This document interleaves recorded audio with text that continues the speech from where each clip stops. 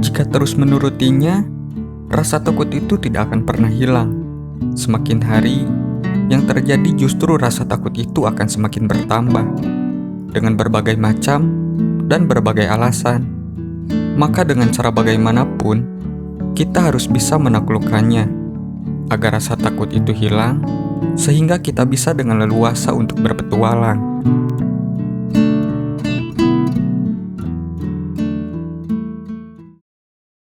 Seperti di perjalanan yang sudah-sudah, berbelanja untuk melengkapi keperluan logistik sudah menjadi ritual wajib yang mesti dilakukan. Karena jika tidak begitu, di perjalanan nanti bisa-bisa kami kelaparan. Meski menurut penuturan seorang kawan bernama Bayu, konon di tempat yang akan kami sambangi nanti, sudah terdapat warung-warung yang menjual berbagai macam makanan. Namun untuk meminimalisir bengkaknya pengeluaran, tentunya karena budget yang minim, maka sebagai antisipasi, berbelanja di sini sudah dirasa sebagai solusi. Sisanya bisa membeli di sana, tentunya untuk sebuah pelengkap. Mungkin musabab kami laki-laki, atau mungkin lebih tepatnya kami tidak mau ribet. Jadi keperluan logistik yang kami beli terkesan itu-itu saja. Akan tetapi, percaya atau tidak, pada akhirnya segala perbekalan yang kami bawa akan habis juga. Entah hanya saya, atau mungkin juga kalian merasa, rasa suatu makanan ketika dikonsumsi di alam terbuka, katakanlah hutan atau gunung, kadar kenikmatannya seakan bertambah. Belum lagi, perut yang terasa terus lapar. Faktor itu yang mendukung makanan yang kami bawa selalu tak tersisa.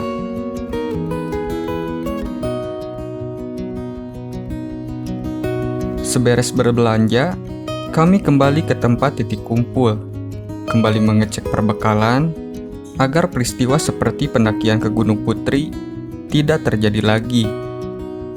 Baru setelah itu, kami bergegas ke rumah seorang kawan bernama Adi.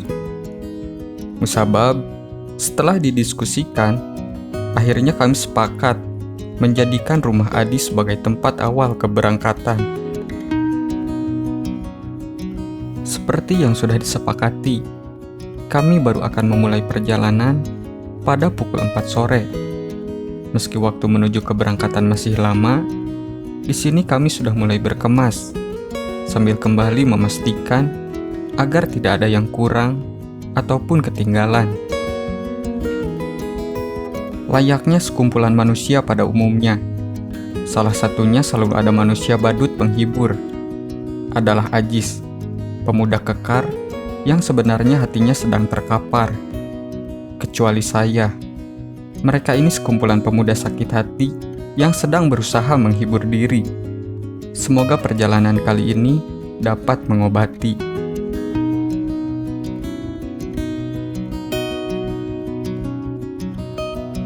Tepat ketika jarum jam menunjukkan pukul 4, kami bergegas untuk segera berangkat.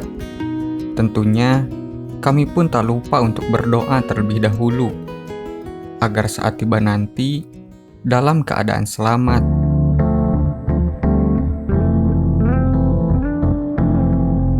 Langit begitu cerah. Mungkinkah ini pertanda doa salah satu dari 4 pemuda patah hati ini terlaksana? Karena yang saya tahu, mereka begitu berharap tidak turun hujan kali ini. Padahal, bagi saya pribadi, hujan atau tidak, perjalanan harus tetap dilanjutkan. Atau mungkin ada alasan lain yang menyebabkan mereka takut hujan kali ini. Bisa jadi dengan alasan luka di hati mereka yang masih menganga, mereka takut air hujan membasahi lukanya, yang sudah dipastikan akan menyebabkan perih. Kondisi jalanan terpantau ramai lancar, meski kali ini adalah hari menuju Sabtu malam, yang biasanya selalu ramai oleh muda-mudi yang akan menghabiskan malam panjangnya di luar rumah, entah itu di taman atau di alun-alun kota. Saya kira kita perlu meluangkan sedikit waktu untuk melarikan diri dari urusan duniawi, karena ini merupakan salah satu cara untuk kembali menyegarkan pikiran. Sebab layaknya seperti mesin yang terus beroperasi, otak pun perlu didinginkan. Di perjalanan, kami bertemu dengan manusia lainnya yang kami perkirakan memiliki tujuan yang sama, hanya berpapasan, tak sampai tegur sapa.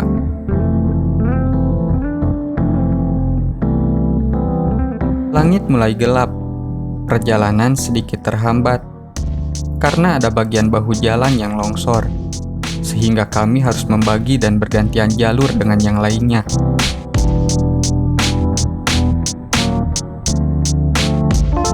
Memasuki area jalanan yang berlubang, menjadi penanda bahwa tempat yang kami tuju sudah semakin dekat.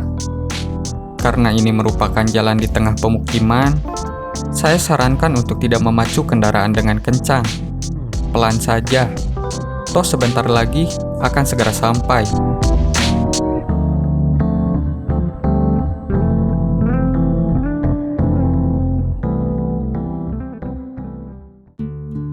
Tepat setelah adzan maghrib selesai berkumandang, kami tiba di pos tiket. Setelah sedikit berbincang, kami langsung registrasi. Kemudian, sedikit beristirahat untuk melepas lelah sekaligus mengembalikan tenaga.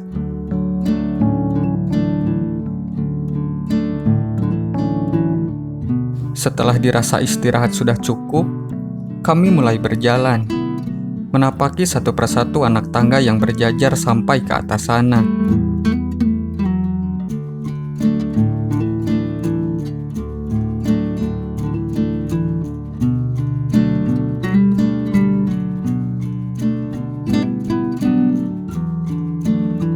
Baru sedikit berjalan, napas sudah tersenggal-senggal, yang kemudian diikuti aliran keringat yang bercucuran, sehingga tak tersisa, sesaat saja seluruh tubuh sudah basah.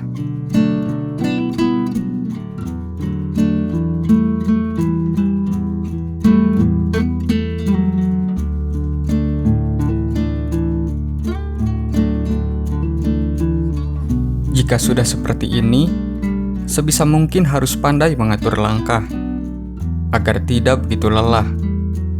Selain itu, tepat di samping saya, berjalan seorang perempuan, yang setiap langkahnya senantiasa harus selalu saya jaga.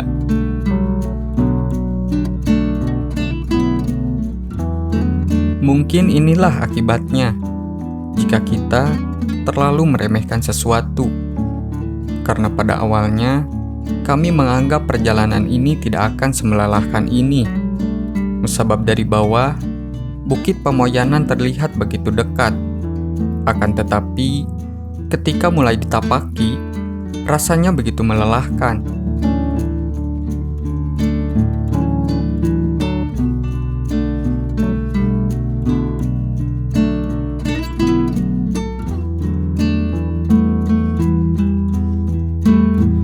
Setelah beberapa saat berjalan, akhirnya kami sampai.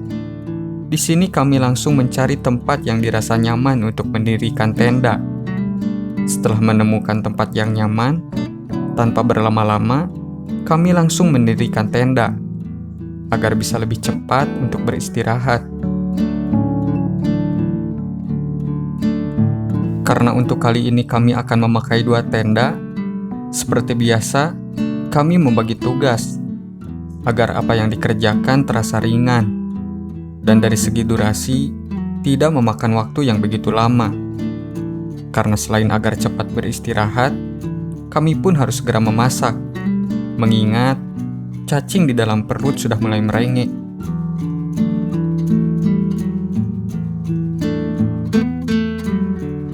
Sembari mendirikan tenda, sesekali mengalihkan pandangan ke langit yang begitu luas, yang dihiasi titik-titik cahaya layaknya bintang di angkasa.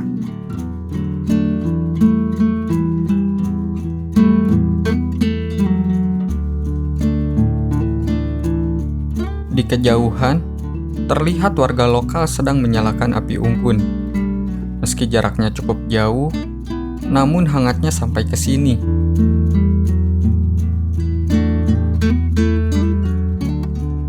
Perlahan namun pasti, satu persatu tenda mulai berdiri. Tinggal diperiksa kembali, agar menempatinya terasa nyaman. Sisanya, tinggal membereskan peralatan yang tak terpasang, kemudian memasukkan dan merapihkan perbekalan ke dalamnya.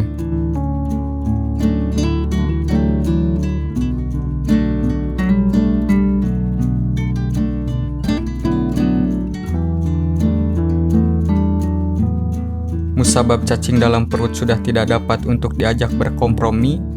Setelah berbenah di tenda, saya bergegas untuk menuju ke sebuah warung untuk menikmati gorengan lengkap dengan segelas teh hangat. Mengingat saat tadi melewati warung tersebut, gorengan dan teh hangat itu seolah memanggil-manggil.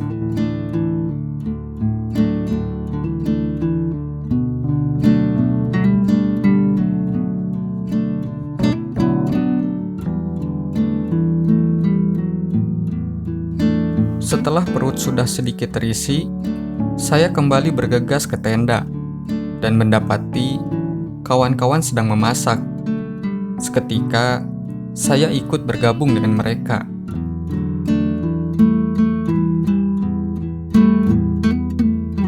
Sembari menunggu masakan matang, di sini kami sedikit berbincang tentang apa saja yang ketika itu terlintas di pikiran, entah itu penting ataupun tidak.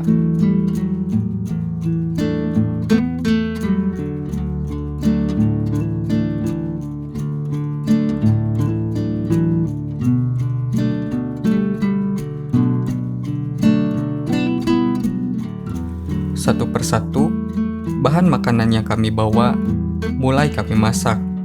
Bahkan, beberapa ada yang sudah matang.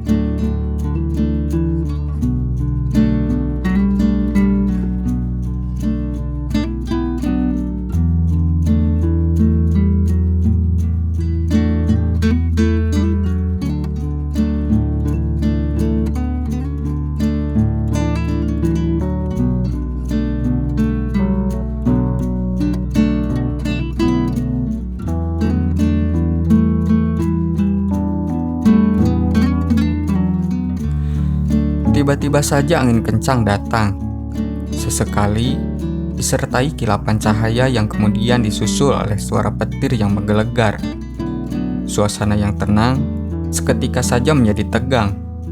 Sejurus kemudian, hujan turun dengan begitu derasnya, membuat kami pontang-panting mengamankan peralatan agar tidak kehujanan.